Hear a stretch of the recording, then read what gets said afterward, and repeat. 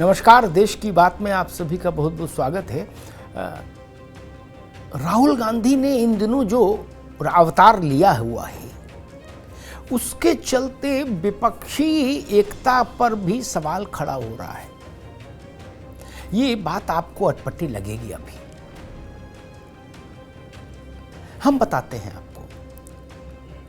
Rahul Gandhi America के दौरे में लगातार खुद को भारत के सबसे बड़े मुस्लिम नेता के तौर पर स्थापित करने की कोशिश कर रहे हैं।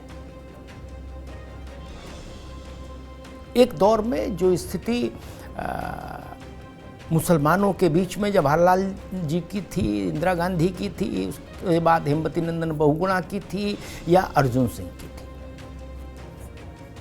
राहुल गांधी की कोशिश है कि मुस्लिमों के बीच में ये मैसेज जाए कि उनकी लड़ाई, उनके हक हकूक़ की लड़ाई लड़ने वाला देश में एक सबसे बड़ा अकेला नेता राहुल गांधी। इसलिए उन्होंने अमेरिका के अलग अलग मंचों से मुस्लिमों के मसलों को बहुत ऊंची आवाज में उठाया और वो यहाँ तक चले गए कि मुस्लिम लीग को भी एक सर्टिफिकेट ग्रांट कर दिया कि मुस्लिम लीग कतई कहीं से कम्युनल नहीं है, 100% सेकुलर है। हो सकता है राहुल गांधी के रणनीतिकारों ने उनको बताया हो कि ऐसा आप बोलेंगे तो मुसलमानों को अच्छा लगेगा, फील गुड फैक्टर बनेगा। लेकिन इससे विपक्षी एकता का मन बना रहे क्षेत्रीय छत्रपों के कान क्यों खड़े होंगे? ये सवाल आपका हो सकता है कि राहुल गांधी कुछ भी बोले उससे क्षेत्रीय छत्रपों को क्या समस्या है।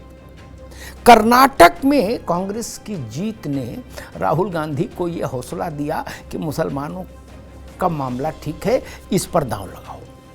क्योंकि उनको लगता है कि हिंदुओं पर, वो राहुल जी कई बार ये प्रयोग करके देख चुके हैं। एक बार वो पीतांबर पहनकर साष्टांग दंडवत हो गए थे महाकाल के सामने, बिल्कुल दंडवत जैसे मोदी होते हैं वैसे।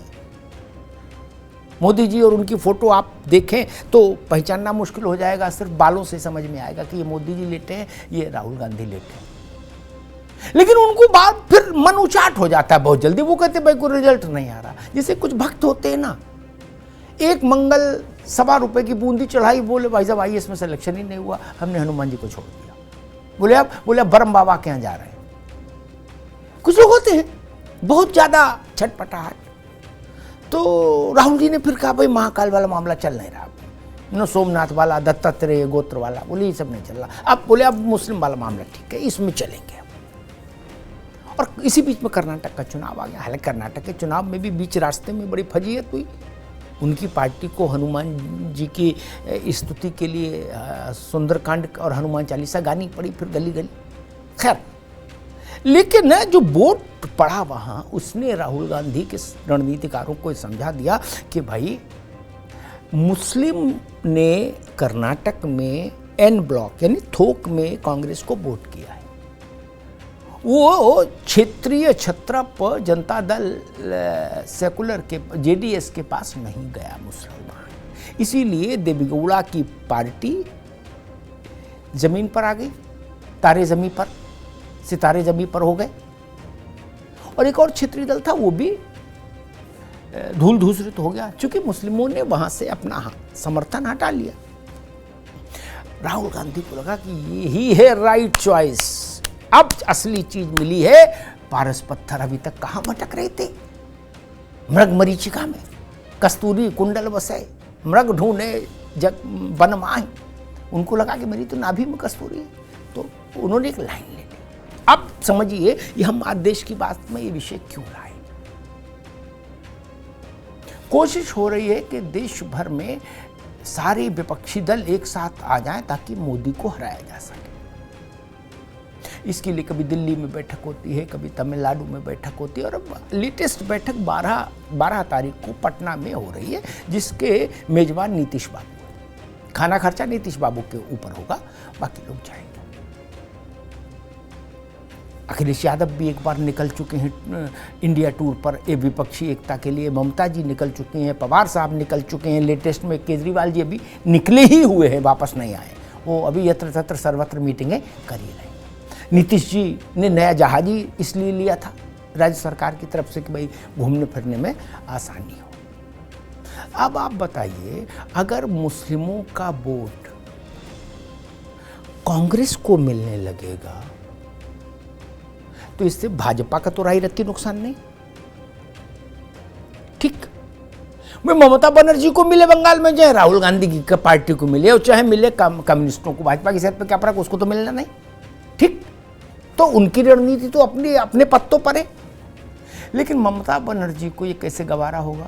अगर मुस्लिम वोट राहुल गांधी को मिल गया तो ममता बनर्जी क्या संन्यास लेंगी? समझिएगा, बहुत महीन बात कह रहा हूं। लालू यादव का सारा खेल MY पर रहा और बिहार का मुसलमान राहुल गांधी को नेता मान लेगा तो तेजस्वी और तेज प्रताप क्या करेंगे? वानप्रस्थ लेंगे इस भरी जवानी में? नहीं ना, इस भरी जवानी में वानप्रस्थ तो नहीं ले सकते। और अभी उनकी मार्गदर्शक मंडल की भी उम्र नहीं हुई, अभी तो नौजवान है, कहां जाएंगे? स्टालिन तमिलनाडु में मुस्लिम वोट अगर कांग्रेस ले लेगी तो कांग्रेस वहां पहली पार्टी हो जाएगी। स्टालिन की DMK को उसको पीछे खड़ा होना पड़ेगा, फिर कांग्रेस स्टालिन के पीछे नहीं खड़ी होगी। ये बात तो जानते हैं ना स्टालिन बाबू।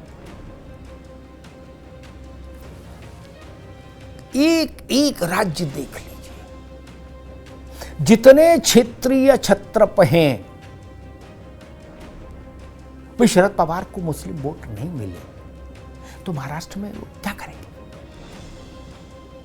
और अगर वहां महाराष्ट्र के मुसलमान को ये लगा कि राहुल गांधी ही एकमात्र चॉइस है तो पवार साहब का तो खेल ही खत्म हो जाएगा, उनकी पार्टी का। ये सब लोग कैसे इस बात की दुआ कर सकते हैं कि सारे मुस्लिमों के बीच में ये स्थापना बन जाए कि राहुल गांधी मुसलमानों के सबसे बड़े खैरख्वाह और पैरोकार हैं। ये स्थापना अगर बन गई तो बाकी सब चीजें बाद में होंगी। पहला काम होगा क्षेत्रीय दलों के, अधिकांश क्षेत्रीय दलों के पार्टियों के दफ्तर सूने हो जाएंगे, अधिकांश क्षेत्रीय पार्टियों का सुहाग उजड़ जाएगा, वैधव्य योग लग जाएगा। नहीं, उत्तर प्रदेश में अगर कांग्रेस के पीछे मुसलमान खड़ा हो जाएगा तो अखिलेश जी क्या करेंगे? फिर उनकी पार्टी कहां क्या करेगी, कितने प्रतिशत वोट पाएगी, ये आप और हमको शायद कम पता हो, अखिलेश जी को तो पूरा पता है। विधानसभा में कांग्रेस को 2% वोट उत्तर प्रदेश में और अखिलेश जी की पार्टी को 37-38% वोट जो मिला, वो इसलिए मिला कि आंकड़े बताते हैं मुलायम सिंह जी के समय में भी मुस्लिमों का इतना वोट कभी सपा को नहीं मिला था जितना इस विधानसभा चुनाव में अखिलेश यादव को मिला, क्योंकि मुसलमानों को लग रहा था कि थोड़ा पूरा जोर लगा दो तो हो सकता है भाजपा की सरकार चली जाए योगी की। तो आंकड़े कहते 85% वोट मुसलमानों का सपा को मिला, तब जाके ये स्थिति बनी 111 की विधायकों की। और अगर मान लीजिए मुसलमानों का दिल राहुल जी पे आ गया तो इनको संन्यास लेना होगा, साइकिल वालों को। तब क्या करेंगे? बड़ी कठिन है डगर पनघट की, इसको साधें तो ये जाता है और उसको साधें तो ये जाता, दोनों एक साथ नहीं साध सकती कांग्रेस। ये बड़ा सवाल है, क्योंकि जितने भी गैर भाजपा क्षेत्रीय दल हैं, भाजपा विरोधी क्षेत्रीय दल, उन सबकी शक्ति में एक बड़ा हिस्सा, एक बड़ी पूंजी मुस्लिम वोट की है। सबको देख लीजिए, उठा के एक एक नाम ले लीजिए, ममता, नीतीश, लालू, अरविंद केजरीवाल, KCR। बताइए KCR अगर तेलंगाना में मुस्लिम उनके खिलाफ होकर कांग्रेस के पक्ष में चले जाएंगे तो वो सफेद कमीज और सफेद पैंट और सफेद चप्पल यूं ही पहन रहे हैं इतने वर्षों से, फिर वो क्या करेंगे? नहीं ना, ये स्वीकार नहीं हो सकता ना उनको। ये पेंच बड़ा गहरा फंसा है। कांग्रेस तो खड़ी हो सकती है, मुसलमान उसके पीछे आ जाएगा तो कांग्रेस का मानकर चलिए कि उसके शरीर में ठीक ठाक जुम्बिश होने लगेगी। हाथ पैर होते ना, हाथ पैर थोड़ा वार्म अप हो जाएंगे। मैं ये नहीं कह रहा हूं कि वो मल्लेश्वरी हो जाएंगे कि भारोत्तोलन की प्रतियोगिता में ओलंपिक जीत जाएंगे, ऐसा भी नहीं कांग्रेस के लिए, लेकिन हाँ चैतन्य हो जाएगी पार्टी। लेकिन कांग्रेस के पीछे मुसलमान देश में जिस दिन खड़ा हो गया, उस दिन फिर कांग्रेस और भाजपा की लड़ाई होगी देश में। ये क्षेत्रीय दल सब अप्रासंगिक हो जाएंगे एक बड़ी सीमा तक। तो भैया कोई अपने घर में अपने आप माचिस लगाता है? नहीं ना। कितनी भी एकता की बैठकें कर लीजिए, क्षेत्रीय दलों के लिए दो चीजें अनिवार्य हैं।